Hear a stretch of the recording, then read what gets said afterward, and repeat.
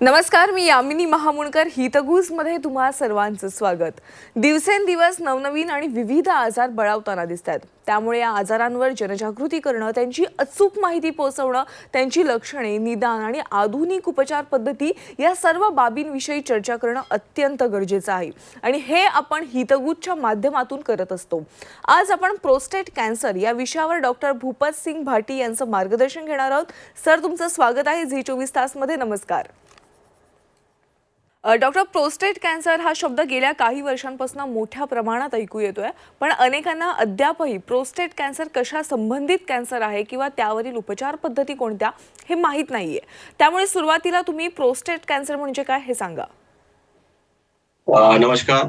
Prostate म्हणजे काय? Prostate एक ऑर्गन असतो आपल्या शरीरामध्ये. पुरुषामध्ये एक ग्रंथी असते. ही ग्रंथी लघवीच्या पिशवीच्या तोंडाला आणि संडासच्या मार्गाच्या समोर म्हणजे रेक्टमच्या समोर असते ही ग्रंथी. ही ग्रंथीचा फंक्शन काय बॉडीमध्ये? ही ग्रंथी आपल्या रिप्रोडक्टिव्ह सिस्टम मध्ये सेमिनल फ्लुइड्स जनरेट करते ही ग्रंथी, आणि ही स्पर्म्सना नरिशमेंटसाठी ही ग्रंथी असते प्रोस्टेटची. 50च्या वयानंतर ही ग्रंथीची वाढ सुरुवात होती पेशंट्स मध्ये. आणि कर्करोग म्हणजे prostate cancer, abnormal growth of cells म्हणजे जर ग्रंथी ॲबनॉर्मली एनलार्ज होण्याची सुरुवात असते पेशंट मध्ये, आउटग्रो नंबर होते, याला आम्ही सांगतो प्रोस्टेट कॅन्सर. तर 50च्या वयानंतर जसा जसा एज वाढतो पेशंट्सला रिस्क वाढून जातो प्रोस्टेट कॅन्सरचा. बरं. पण डॉक्टर, प्रोस्टेट कॅन्सरचा धोका नेमका कोणाला आहे? म्हणजे काही विशिष्ट वयोगटातील पुरुषांनाच याचा धोका जास्त आहे की कमी वयोगटामधील पुरुषांमध्ये देखील याचा धोका जाणवतो?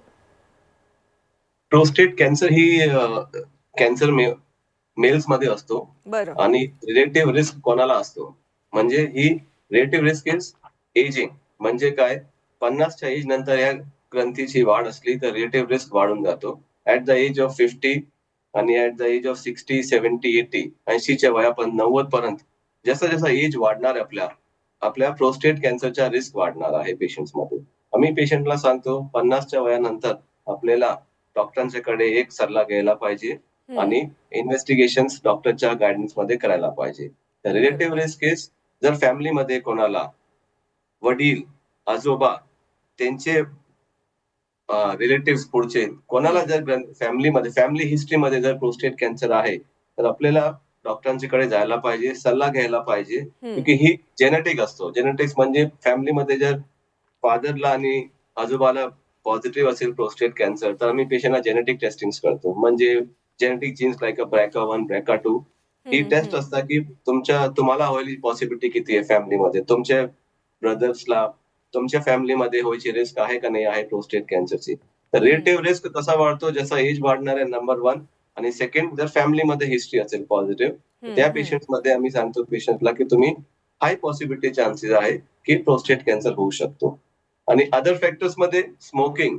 आमच्या याच्यामध्ये 50च्या वयानंतर habit smoking is very strong risk factors. Habit स्मोकिंगची असेल, long term smoking for more than 10 years plus, तर फ्युचर मध्ये प्रोस्टेट कॅन्सर व्हायची शक्यता जास्ती आहे. तर बरं. रिलेटिव्ह रिस्क मध्ये जेनेटिक्स, फॅमिली आणि स्मोकिंग. आम्ही पेशंटला सल्ला देतो जर अशी पॉझिटिव्ह हिस्ट्री असेल तुम्ही तुमच्या हेल्थ केअर प्रोव्हायडरकडे जायला पाहिजे आणि let him examine and investigation द्यायला पाहिजे की आपण अर्ली डायग्नोसिस करू प्रोस्टेट कॅन्सरचं. बरं. डॉक्टर, जसं तुम्ही सांगितलं की काही रुग्णांमध्ये या कॅन्सरची वाढ अत्यंत मंद असते, परंतु काही रुग्णांमध्ये हा कॅन्सर अगदी वेगाने वाढतो आणि पसरण्याची शक्यता देखील तितकीच असते. पण डॉक्टर, प्रोस्टेट कॅन्सरची सुरुवात झाली आहे हे कसं ओळखायचं? म्हणजे याची काही लक्षणे दिसतात का? नॉर्मली प्रोस्टेट कॅन्सर हे सिम्पटोमॅटिक म्हणजे पेशंटला माहिती पडत नाही की आपल्याला प्रोस्टेट कॅन्सर आहे. 50च्या वयानंतर जर पेशंट्सला इन अ पॉप्युलेशन, म्हणजे पेशंट नाही सांगणार, पॉप्युलेशन मध्ये जर लोकांना लघवीची धार बारीक होणार, लघवी अडकून अडकून होणार, रात्री लघवीला उठायला लागतं, लघवी करताना जळजळ होणार, लघवी अधूनमधून थांबणार, इंटरप्टेड फ्लो असल्या, लघवी मोकळी होत नाही, सेन्स ऑफ इनकम्प्लिटनेस असेल तर आपल्या हेल्थ केअर प्रोव्हायडरकडे जायला पाहिजे. इन्व्हेस्टिगेशन करायला पाहिजे की युरिनरी सिम्पटम्स आले म्हणजे प्रोस्टेटची ग्रंथीच्या एनलार्जमेंटची सुरुवात झालेली आहे. तर ही सिम्पटम्स वर डॉक्टर डिसाईड करणार आपल्याला की आपल्याला प्रोस्टेट कॅन्सरची शक्यता आहे का नाही. बरोबर. अजून सिम्पटम्स मध्ये जर पेशंट्सला ब्लड लघवीमध्ये ब्लड आला, सिमेनमध्ये ब्लड आला, पायामध्ये मुंग्या येणार, ही पण सिम्पटम्स प्रोस्टेट कॅन्सरचे होऊ शकतात पेशंट्समध्ये. बरं. ऍडव्हान्स एज मध्ये आम्ही पेशंटला कधी कधी पेशंट बघतो, पेशंट येतात आमच्याकडे हम्म. की आमची बॅक पेन्स आहे, मणकेमध्ये दुखणार, आपली सिटिंग बोन पेल्विक बोन्स मध्ये पेन होणार पेशंट्सला, हम्म. पायाला स्वेलिंग येणार, कधी कधी वजन कमी राहतंय, पेशंटला थकवा येतो, वीकनेस आहे, loss of appetite, bone pains, ही ऍडव्हान्स कॅन्सर्स मध्ये आम्हाला माहिती पडतो पेशंट्सला की पेशंटला प्रोस्टेट कॅन्सर आहे. तर एक पण सिम्पटम्स असेल 50च्या वयानंतर आपल्या डॉक्टरांच्याकडे जायला पाहिजे या सिम्पटम्सच्या हिशोबाने, आणि लेट डॉक्टरला या हेल्थ केअर प्रोव्हायडरला या सिम्पटम्स वर तुम्हाला डिटेल एक्झामिनेशन करून नेसेसरी टेस्ट सांगतील ते डॉक्टर आपल्याला करायला पाहिजे. बरोबर डॉक्टर, मला प्रेक्षकांना सांगायचं आहे, जर तुम्हाला यापैकी कोणतीही लक्षणे सातत्याने दिसत असतील तर तुम्ही ताबडतोब डॉक्टरांना भेटा. डॉक्टर, पुढील तुम्ही जी काही लक्षणे सांगितली ती लक्षणे आढळून आल्यास रुग्णाने पहिलं काय करावं, म्हणजे याचं काय निदान कसं करावं, यासाठी काही टेस्ट, काही चाचण्या कराव्या लागतात का आणि कोणत्या? येस, पेशंट जर पॉप्युलेशन मध्ये आपल्याला सिम्पटम्स असेल असे आणि फॅमिलीमध्ये हिस्ट्री पॉझिटिव्ह असेल, सिम्पटम नसेल तरी याचे हेल्थ केअर स्क्रीनिंग असेल पेशंट्सला, आणि आपण डॉक्टरांकडे जायला पाहिजे. युरोलॉजी स्पेशलिस्ट डॉक्टर त्यांच्या डिटेल एक्झामिनेशन मध्ये डीआरई म्हणजे डिजिटल रेक्टल एक्झामिनेशन, डॉक्टर संडासच्या मार्गामधून बोट टाकून प्रोस्टेट ग्रंथीची एक्झामिनेशन करतो. ते ग्रंथीचा साईज किती आहे, हार्डनेस किती आहे, सॉफ्ट आहे, काहीतरी नोड्यूल्स आहे का नाही, ही पॉसिबिलिटी त्यांना सस्पेक्ट आला काही की प्रोस्टेट कॅन्सर होऊ शकतो, तर डॉक्टर डीआरई पहिली टेस्ट आहे त्याच्यावर आम्ही पेशंटला सस्पेक्ट करतो की प्रोस्टेट कॅन्सर आहे. आम्हाला माहिती पडले की डिटेक्शन मध्ये, सस्पेक्शन मध्ये की प्रोस्टेट कॅन्सरची पॉसिबिलिटी आहे, तर आम्ही त्यांचा एक टेस्ट करतो. ब्लडची एक तपासणी आहे. नाव ऑल ओव्हर द वर्ल्ड ही स्टँडर्डाइज टेक्निक आहे की आम्हाला पीएसए नावाची तपासणी, म्हणजे काय, प्रोस्टेट स्पेसिफिक अँटीजन, ही एक ब्लड टेस्ट आहे. याच्यावर आम्ही अर्ली स्टेज मध्ये प्रोस्टेट कॅन्सर डिटेक्ट करू शकतो. सिंपल साधी तपासणी आहे. 50च्या वयानंतर माझी रिकमेंडेशन पॉप्युलेशन मध्ये आहे की आपल्याला पीएसए करायला पाहिजे. पीएसए वर व्हॅल्यूज असते आमच्या मेडिकली, लॅबोरेटरी व्हॅल्यू जर 4च्या वरती असेल व्हॅल्यूज, म्हणजे 6, 8, 10, 11, 20, 50, जर व्हॅल्यू जास्ती असेल तर आम्ही पेशंटला रिकमेंड करतो फर्दर इन्व्हेस्टिगेशन्स. म्हणजे की आम्हाला आता आम्ही डीआरई एक्झामिनेशन केला, पीएसए वाढलेला आहे, आता याच्या पुढे काय डिटेक्ट करणार, तर आम्ही पेशंटला रिकमेंड करतो एमआरआय. आजच्या तारीखमध्ये आम्ही पेशंटला एमपीएमआरआय म्हणजे it's advance MRI for the prostate, आम्ही पेशंटला इन्व्हेस्टिगेशन करतो एमआरआय. याच्याने आम्हाला डिटेल माहिती पडतो की आम्हाला पॉसिबिलिटी आहे का ट्युमरची, आणि पॉसिबिलिटी आहे तर कुठल्या लेवलला ट्युमर आहे, प्रोस्टेटच्या कुठल्या लोब मध्ये आहे, पेरिफेरल झोन मध्ये, आम्हाला डिटेल अनॅटॉमी माहिती पडते त्याच्यामध्ये. आम्हाला याच्यावर कन्फर्म झाला की येस आम्ही सस्पेक्टेड आहे की हाय लाईकली प्रोस्टेट कॅन्सर होऊ शकतो या पेशंटला, आम्ही पेशंटला रिकमेंड करतो biopsy. Very important test, it is out patient department procedure असतो प्रोस्टेट बायोप्सी. ही प्रोसिजर पण संडासच्या मार्गामधून एक प्रोब टाकून प्रोस्टेट ग्रंथीचे आम्ही 10 ते 12 तुकडे काढतो आणि त्याला आम्ही लॅबोरेटरीमध्ये पाठवतो एक्झामिनेशन. त्याच्यावर आम्हाला डायग्नोज होतो की एक्झॅक्टली की ही ग्रंथी आता ऍडिनोकार्सिनोमा या फिर प्रोस्टेट मध्ये कुठल्या सब टाईपच्या कॅन्सर आलेला. डायग्नोसिस झाल्यानंतर आम्ही पेशंटला डायग्नोज केला, आता याच्या पुढे काय, आता what next to be done, आम्ही पेशंटला स्टेज करतो डिझीजला, म्हणजे काय की कुठल्या स्टेज मध्ये आहे. तर आजच्या तारीखमध्ये प्रोस्टेट कॅन्सर नॉर्मली बोन्स मध्ये स्प्रेड असतो, तर आम्ही याच्या पेट स्कॅन करतो, आणि पेट स्कॅन मध्ये specific type of pet scan असतो, मेडिकल टर्म मध्ये पीएसएमए म्हणजे प्रोस्टेट स्पेसिफिक मेम्ब्रेन अँटिजन पेट स्कॅन. या टेस्टवर आम्ही डिटेक्ट करतो की बॉडीच्या कुठल्या भागामध्ये ही स्प्रेड झालेला आहे का नाही ट्युमर, म्हणजे डिस्टन्स मेटास्टॅसिस आहे का नाही, नाहीतर बोन स्कॅन पण करू शकतो आपण डिटेक्शनसाठी. याच्यावर आम्ही पेशंटला कम्प्लीट डिझीज करतो की स्टेज 1 मध्ये आहे, स्टेज 2, स्टेज 3 या स्टेज 4 मध्ये डिझीज आहे. तर याच्यावर आम्हाला पेशंटच्या डिसिजनसाठी की आता पुढे काय ट्रीटमेंट करायची, कुठल्या आम्ही ट्रीटमेंट ऑप्शन देणार आहे पेशंटला, ही आपण या इन्व्हेस्टिगेशन्स नंतर बायोप्सी आणि बायोप्सी नंतर पेट स्कॅन ही स्टँडर्ड प्रोटोकॉलच्या हिशोबाने आम्ही डिटेक्ट करतो पेशंट्सला. बरं, म्हणजे कोणत्या स्टेजचा प्रोस्टेट कॅन्सर झालेला आहे हे तुम्ही निदान करता या टेस्टच्या माध्यमातून.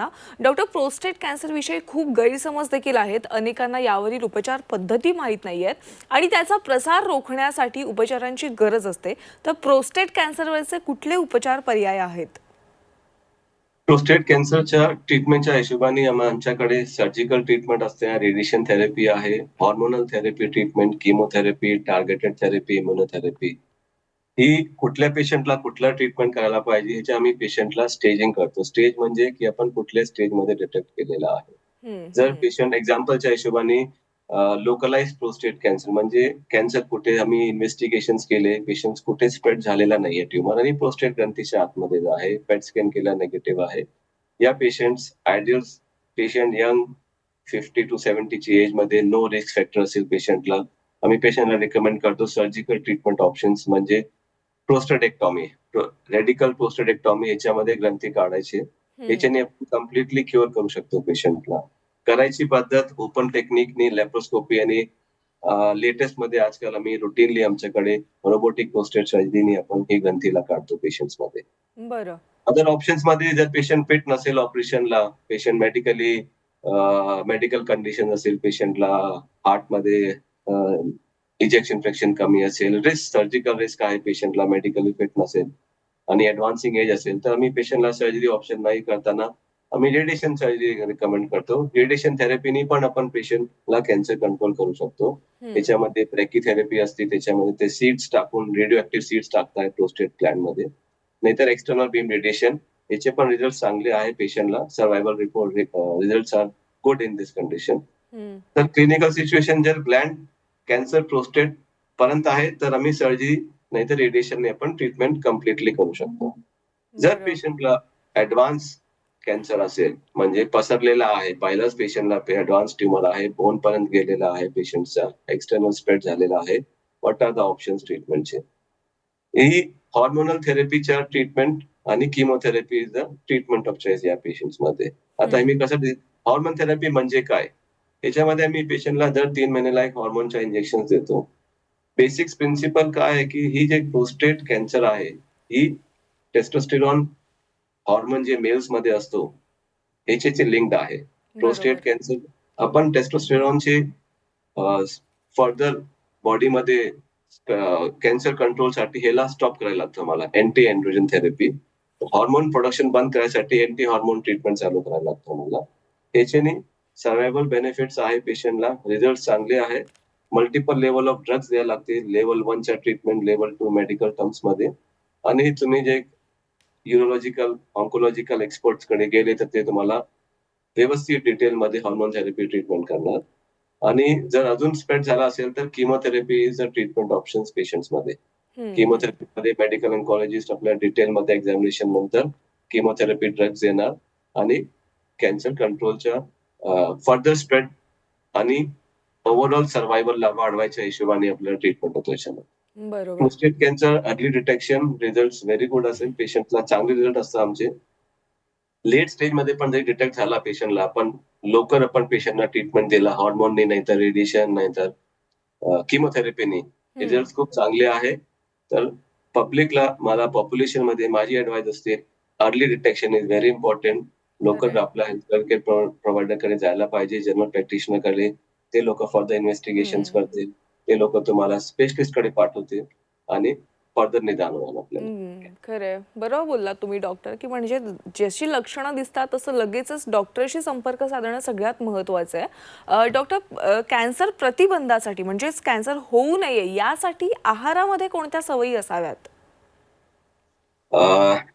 Everyday out patient department OPD मध्ये पेशंटला पहिला सवाल येत असतो आमच्याकडे, डॉक्टर काय खाल्ला, काय फूड हम्म. हॅबिट्स काय चेंजेस करू का मी? ऍज सच एफडीए म्हणजे food and drug administration authority, काही गाईडलाईन स्पेसिफिक काहीच नाही अशी की कुठल्या गोष्टीने होऊ शकतो की नाही होणार आहे. बट हम्म. स्टडीज, लॉंग टर्म स्टडीज, आमची जी ऍडवाइस आहे पेशंटला, माझी advice as a personal opinion, balance diet व्हायला पाहिजे. खरंय. त्याच्यामध्ये तुम्ही vegetables, fruits, proteins, whole grains आपल्याला ही घ्यायला पाहिजे. हम्म. फॅमिलीमध्ये जर हिस्ट्री पॉझिटिव्ह असेल, आपल्याला जर फॅमिलीमध्ये पॉझिटिव्ह हिस्ट्री कॅन्सरची आहे, या पेशंटला मी स्पेसिफिकली सांगतो तुम्ही टोमॅटोमध्ये अँटीऑक्सिडंट असतात, ब्रॉकली, कॉलीफ्लॉवर ह्याच्यामध्ये अँटीऑक्सिडंट थेरपी असेल, green tea it is antioxidant. ह्यांच्या कन्झम्पशननी आणि ओमेगा 3 फॅटी ऍसिड्स ते फॅटी फिश मध्ये असतो. या गोष्टी, या सबस्टन्सेस ते बेनिफिशियल आहे प्रोस्टेट कॅन्सरच्या पेशंट्स मध्ये. तर ही रिकमेंडेड असते जर तुमची फॅमिली हिस्ट्री पॉझिटिव्ह आहे. आणि ॲनिमल प्रोडक्ट्स म्हणजे ॲनिमल प्रोटीन, रेड मीट आणि प्रोसेस्ड मीट आय रिकमेंड की त्याला कमी करा फ्रॉम बरोबर. अ प्रोस्टेट कॅन्सरच्या हिशोबाने. हम्म. पेशंट खूप विचारतो मला, सर कुठल्या सप्लिमेंट्स आम्ही इंटरनेटवर बघितला, या सप्लिमेंट घ्यायला पाहिजे, या सप्लिमेंट कॅन्सर ग्रोथ होणार नाही. नॉर्मली माझी रिकमेंडेशन अशी आहे की बेनिफिशियल इफेक्ट मध्ये व्हिटॅमिन डी, सेलिनियम आणि झिंक या 3 supplements may be beneficial but recommended नाही, असं की तुम्हाला घ्यायलाच पाहिजे की ही घेतला की कॅन्सर होणार नाही असं नाहीये. But yes, slightly positive beneficial effect आहे सप्लिमेंट्स मध्ये. मी माझ्या पेशंटला व्हिटॅमिन डी, सेलिनियम आणि झिंक विचारतो की आपण घेऊ शकतो. मार्जिनल बेनिफिशियल आहे त्या गोष्टी डाएटच्या बरं. हिशोबाने. बरं. अदरवाईज ओव्हरऑल घरचं नॉर्मल जेवण, hmm. Full balance diet, low in animal protein, ही माझी रिकमेंडेशन आहे all the patients or in a population. म्हणजे मीही सांगतो माझ्या पेशंट्स. बरं, नक्कीच. डॉक्टर, काळानुरूप उपचार पद्धतींमध्ये देखील आमूलाग्र बदल झालेला आपण पाहतोय. तर प्रोस्टेट कॅन्सरमध्ये रोबोटिक सर्जरीची देखील भूमिका काय असते, यावर काय सांगाल? हल्ली लास्ट 10 इयर्स म्हणजे 1 डिकेड पासून आम्ही सर्जरीची पद्धत कम्प्लिटली चेंज झालेली आहे आता. पहिलं आम्ही ओपन ऑपरेशन करायचे पेशंटला. आजच्या तारीखमध्ये ऍडव्हान्स ट्रीटमेंट मॉडॅलिटीमध्ये रोबोटिक सर्जरीज आहे. ही रोबोटिक शस्त्रक्रिया जी आहे जी प्रोस्टेट पेशंट्सला, याच्यानं बेनिफिट्स काय आहे? आम्ही ही रोबोटिक सर्जरीने आम्ही ही ब्लड लॉस कमी करते. पेशंटला खूप कमी पेन असतो याच्यानंतर. रिकव्हरी फास्ट असते पेशंटला. ही की होल सर्जरी असते. आम्ही 5 होल ऑपरेशन करतो पेशंट्सला. Recovery very fast. Patient day 3 ला आम्ही पेशंटला डे 3 कधी कुठल्या सेंटरमध्ये 48 आवर्स नंतर पेशंट घरी जातात पेशंट्स. आणि ओव्हरऑल स्टे कमी होतो पेशंटचा हॉस्पिटलमध्ये. त्याच्यामध्ये आम्ही 3D it is a 3D कॅमेरामध्ये ऑपरेशन करतो रोबोटिक पद्धतीने. आणि एरिया जिथे आम्ही पेल्विक बोन त्याच्या आतमध्ये ही प्रिसिशन वाढतो आमच्या. ओव्हरऑल प्रिसिजन वाढतो पेशंट्सला. आणि ह्याची इम्पॉर्टन्स प्रोस्टेट सर्जरीमध्ये काय इम्पॉर्टन्स काय आहे, कशाला आम्ही ह्याला ऍडव्होकेट करतो की रोबोटिक सर्जरी करायला पाहिजे प्रोस्टेट पेशंट्सला. प्रोस्टेटवर आमचे सगळे ग्रंथीच्या बॅक साईडला नर्व्स असत्या. ही नर्व्स आपल्या युरिनच्या कंट्रोलच्या हिशोबाने आणि सेक्शुअल लाईफ म्हणजे इरेक्शन टाटरपणासाठी या नर्व्स पाहिजे. रोबोटिक सर्जरीने आम्ही मॅग्निफाईड व्ह्यू मध्ये ऑपरेशन करतो, तर प्रिसिशन वाढतो. आम्ही नर्व स्पेरिंग करतो पेशंट्सला. म्हणजे काय, आम्ही या नर्व्सला सेव्ह करू शकतो. जी नर्व्स आम्हाला डोळ्याने दिसत नाही ऑपरेशन मध्ये, आम्हाला मॅग्निफाईड व्ह्यू मध्ये आम्ही ह्या 10 टाइम्स मॅग्निफिकेशन मध्ये या नर्व्सला सेपरेट करून नर्व स्पेरिंग ऑपरेशन करतो पेशंट्सला. हे केल्याने काय होतो पेशंटला, अर्ली कॉन्टिनेन्स म्हणजे पेशंटला युरिनरी कंट्रोल लवकर येतो परत, आणि त्यांचे इरेक्टाईल फंक्शन आम्ही मेंटेन करू शकतो. बरं. ही 2 बेनिफिट्स रोबोटिक सर्जरीचे आहे, जे 10 इयर्स बिफोर आमच्याकडे ओपन सर्जरीने किती पण एक्सपर्टीजने केले की आम्हाला वेळ लागायची पेशंटला नर्व स्पेअरिंग करायला. कॉम्प्लेक्सिटी ऑफ द ऑपरेशनच्या हिशोबाने रोबोटिक सर्जरी डेफिनेटली ऍडव्हान्टेज आहे. मी स्ट्रॉंगली रिकमेंड करतो पेशंट्सला की या बेनिफिट्स आहे, फास्ट रिकव्हरी, अर्ली कॉन्टिनेन्स आणि इम्प्रुव्हिंग इरेक्टाईल फंक्शन्स, ही करायला पाहिजे रोबोटिक सर्जरी. आणि आम्ही आमच्या हॉस्पिटलमध्ये रेग्युलरली ह्या रोबोटिक प्रोसिजर करतो as a daily procedure. Doctor, prostate cancer होऊ नये किंवा प्रतिबंधात्मक उपाय म्हणून तुम्ही आमच्या दर्शकांना काय सल्ला द्याल? How to keep prostate healthy म्हणजे सल्ला कॅन्सरच्या पेशंट इरिस्पेक्टिव्ह ऑफ कॅन्सर, माझी सल्ला माझ्या पेशंट्सला आहे 50च्या वयानंतर रेग्युलरली PSA टेस्ट करायला पाहिजे. तुमच्या फॅमिली हिस्ट्रीमध्ये जर प्रोस्टेट कॅन्सर असेल तर 45च्या वयानंतर आपल्याला हेल्थ केअर प्रोव्हायडरकडे जायला पाहिजे. आणि PSA स्क्रीनिंग टेस्ट गरजेची आहे. Earlier the detection, earlier the cure आणि परमनंटली रिलीव्ड. पहिली गोष्टी माझ्या पेशंटला ही असते. Exercise daily. एक्सरसाइज केल्याने बॉडीमध्ये अँटीऑक्सिडंट्स, स्ट्रेस फॅक्टर्स कमी असतात पेशंट्सला. हेल्दी लाईफस्टाईल, फूड हॅबिट्स मध्ये कन्सिडर अ बॅलन्स डाएट, घराचं जेवण, आणि अवॉइड रेड मीट. आणि टोबॅको, मी माझ्या पेशंटला सांगतो ऍज अ पॉप्युलेशन माझी ऍडवाइस असते, क्विट टोबॅको प्रोडक्ट्स और रिड्यूस करा. ज्यांना खूप चेन स्मोक असेल टोबॅको कमी करा. आणि जर फॅमिलीमध्ये पॉझिटिव्ह असेल definitely go and get a genetic testing done. हे माझ्या genetic testing have shown positive in the family. या genes BRCA1 BRCA2 it runs in family, तर आपल्या जेनेटिक टेस्टिंग करायला लागतं. Overall healthy lifestyle. हो नक्कीच डॉक्टर, आज तुम्ही इतक्या गंभीर विषयावर, प्रोस्टेट कॅन्सरवर तुम्ही योग्य मार्गदर्शन केलं आणि प्रेक्षकांना योग्य सल्ला देखील दिला, त्याबद्दल तुमचे आभार. थँक्यू. Thank you ma'am. प्रेक्षकांनो, हितगुजमध्ये वेळ झाल्यास इथेच थांबण्याची. ताज्या घडामोडींसाठी तुम्ही पाहत राहा झी 24 तास.